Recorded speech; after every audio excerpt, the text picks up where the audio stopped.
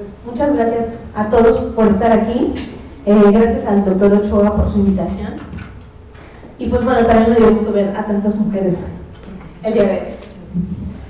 Recordamos rápidamente, porque a veces son motivo de confusión los términos neoadyuvante, coadyuvante, adyuvante, que el tratamiento coadyuvante es aquel que contribuye a solucionar algún problema o dar alguna ayuda suplementaria. Su administración puede potenciar el efecto del tratamiento de base o bien permitir que se reduzca la dosis del mismo o el tiempo en que se tenga que usar el medicamento, los efectos adversos o la toxicidad que este pueda causar.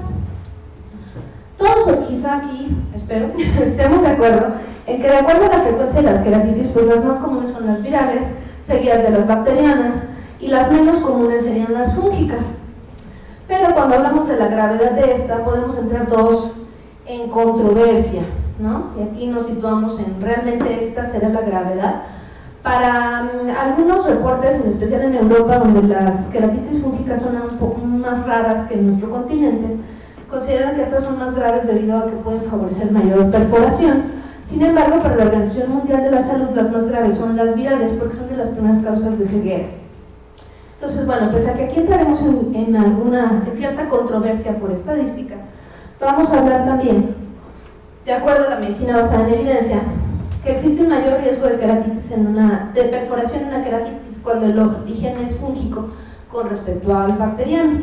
Al hacer un estudio retrospectivo, este nos va a dar una razón de Mohnius de 5.84. Recordemos, más de 3 es riesgo, con un intervalo de confianza que va del 2.06 hasta el 16.69 de acuerdo al tipo de población que se estudia. Entonces, trataré de dar algunos tratamientos coadyuvantes, especialmente los que están reportados como útiles. Sin embargo, la medicina basada en evidencia termina en la diapositiva previa porque en mucho de esto no hay suficientes series. Es éticamente incorrecto someter a pacientes con procesos infecciosos graves a ensayos clínicos controlados, que son nuestro primer nivel de evidencia. De tal manera que en este caso nos basaremos en la estadística que encontramos y sobre todo mucho de la experiencia que tenemos. De tal manera que recordemos que los factores predisponentes van a cambiar de acuerdo al continente. Para Europa es una enfermedad muy rara, que está asociada a un lente de contacto y a cirugías previas, en especial en superficie ocular, donde también pudiera usarse de forma crónica los esteroides, y estos favorecen la colonización que pueden generar los hongos.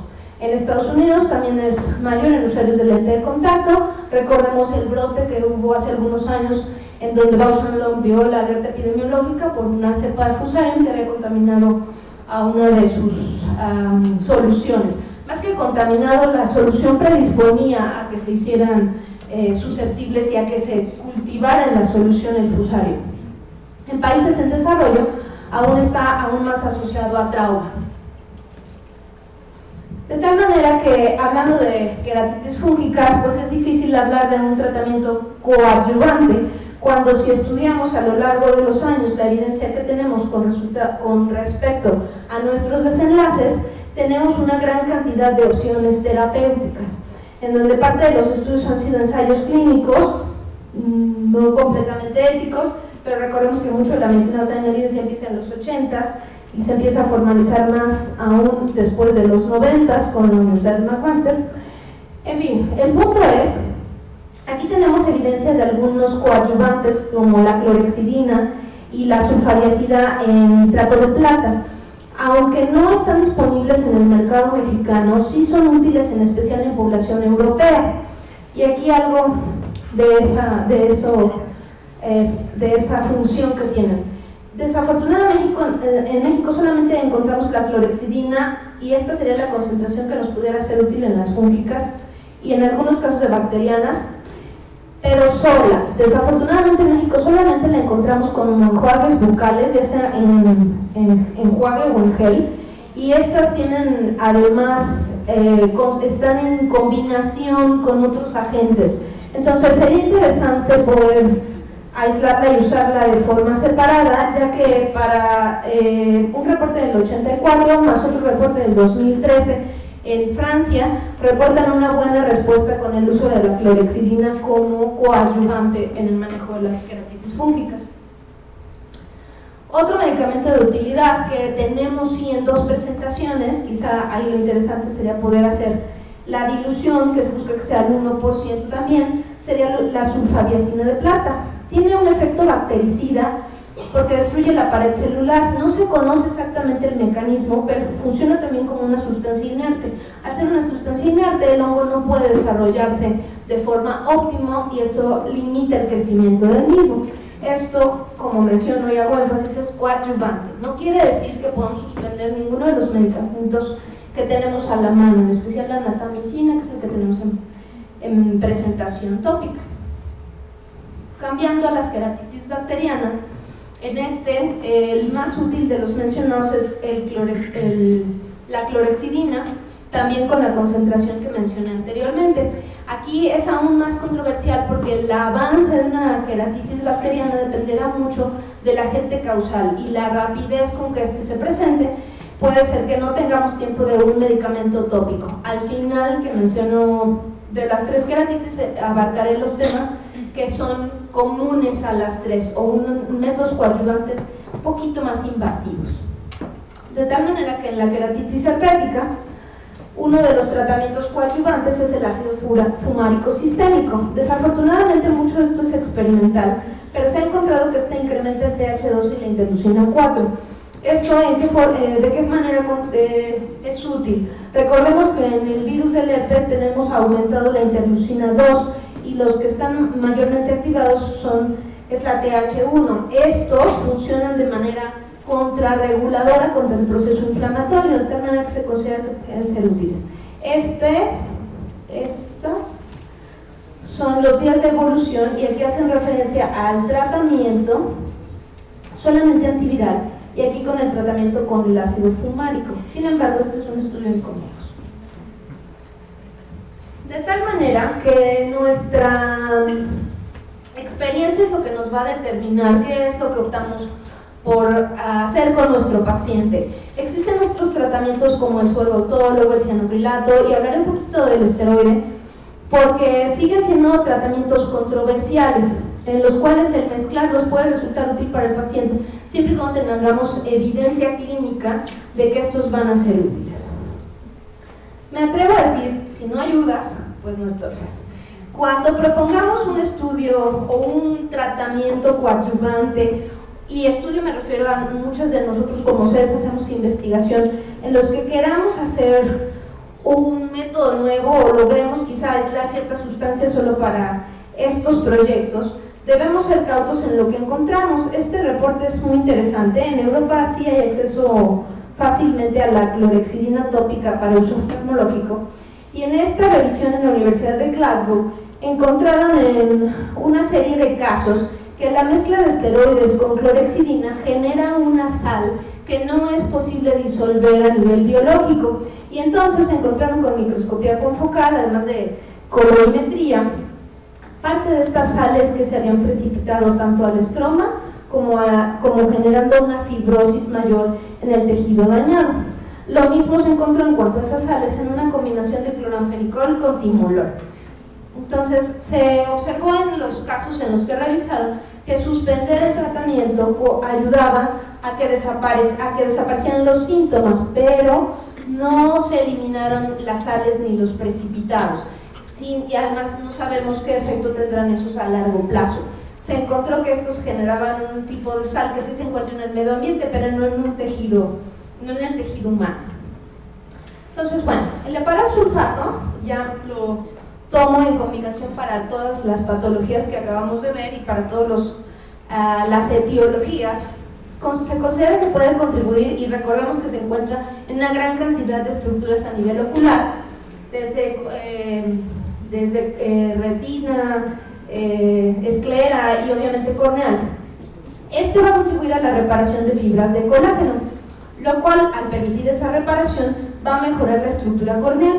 Sin embargo, en casos en los que hay un daño severo, esa reparación de la estructura corneal no mantiene el paralelismo que nos permite la transparencia. Entonces, bueno, será útil como tratamiento, pero no para rehabilitación visual. Esta es una foto en la que, pues creo que no habría mucha controversia en que esta es una queratitis herpética. ¿Sí? La verdad, claro. Entonces, la pasantía con nosotros inicia tratamiento en cuanto observamos la lesión con aciclovir, ya conocemos la posología, y a los 2 días de iniciar el tratamiento, lo que encontramos son estos depósitos retroqueráticos, un aumento en el edema en la zona perilesional, y aunque el defecto epitelial va cerrando, lo que nos afecta más la evolución del paciente es la inflamación. Esos casos tan claros o tan evidentes no son sencillos de encontrar en nuestra práctica clínica, pero cuando así sucede, y pese a que los esteroides han sido motivo de controversia y de grandes debates en estas sesiones y en otras más, pues encontré algunos reportes que son un poco más nuevos, en el que se habla aquí de junio de 2014, en el que la adición temprana del uso de los esteroides puede ser útil. Es un buen estudio, vale la pena que lo revisen. Obviamente el criterio clínico será prioritario, pero es un estudio interesante. Y bueno, un antecedente, esta es la revisión de Cochrane, que recuerden que Cochrane es una base de datos que lo que hace es revisiones sistemáticas de la literatura e intenta con los resultados que obtiene de los trabajos a realizar metaanálisis. En esta, en especial revisión sistemática, no se encuentra que sea realmente útil para evitar una perforación, pero sí es útil para limitar la inflamación. Entonces, ustedes son quienes clínicamente deberán ponderar el uso de estos. Otro coadyuvante útil y referido en algunas ya revisiones son los antiinflamatorios sistémicos. En donde encontré aún más relevancia fue en estos dos, en donde aparentemente vamos a tener mayor impacto para limitar la necrosis que se presenta en el tejido y para inhibir la vía de las colagenasas y que precisamente impacte en el resultado de nuestro paciente, de tal manera que podemos echar mano de los antiinflamatorios sistémicos. Cuando ya somos un poco más invasivos, vamos a buscar mejorar las condiciones de la superficie, de tal manera que una opción será desbridar la superficie, en especial en los casos de las fúngicas en los que necesitamos la ausencia del epitelio para que la biodisponibilidad de la natamicina en especial sea la adecuada en el tejido corneal. Otro punto es que a veces los bordes de las lesiones se encuentran en tan malas condiciones que limitamos la migración epitelial y de esta manera la desbridación puede ser útil. ¿Qué punto no toco aquí? El cianocrilato es una arma útil, pero la FDA no lo autoriza para uso a nivel ocular, está autorizado para uso a nivel epitelial. Entonces debemos ser cautos en nuestras recomendaciones, porque en caso de una perforación o inminencia de perforación, nos arriesgamos a que algo penetre a cámara anterior y eso tiene una alta toxicidad. El uso de la membrana amniótica en general había sido muy controversial, pero actualmente se considera que debe ser un sustrato para la migración epitelial y que puede contener factores inflamatorios útiles. Sin embargo, su uso estaría limitado a que no haya una perforación. Y bueno, el recubrimiento conjuntival o colgajo conjuntival, como lo conocemos la mayoría de nosotros, pues siempre lleva como por parte del maestro el que nos diga, pero bien hecho, ¿eh?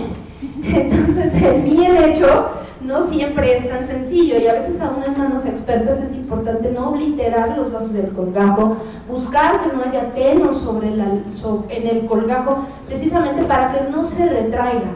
Habrá maestros muy avisados que incluso digan, bueno, yo sé cuánto le dejo de teno para saber en cuánto tiempo se retrae.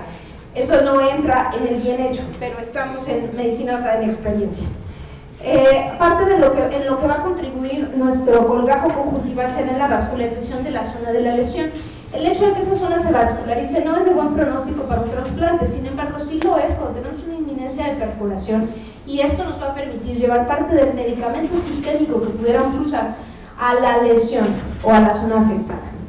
Además de que el colgajo conjuntival acelerará la cicatrización.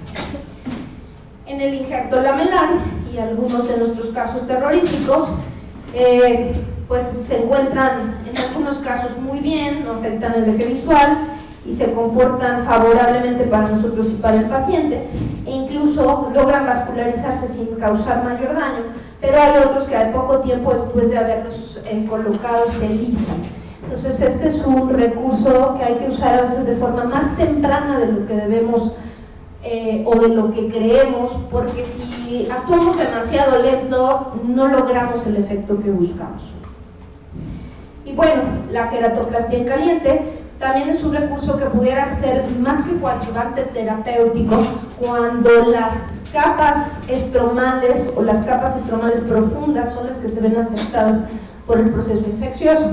No siempre será resolutivo, y a pesar de que muchas veces buscamos una resolución con una buena agudeza visual, la infección puede volver a tomar el tejido que nosotros colocamos, y la QPP caliente sería el paso previo incluso a un injerto corneoescleral, que como sabemos es de un pronóstico muy reservado.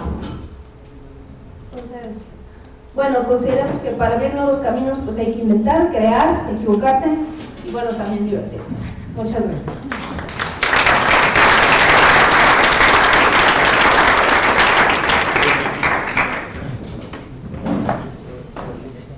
Vamos a pasar a la mesa redonda. Quiero invitar a la doctora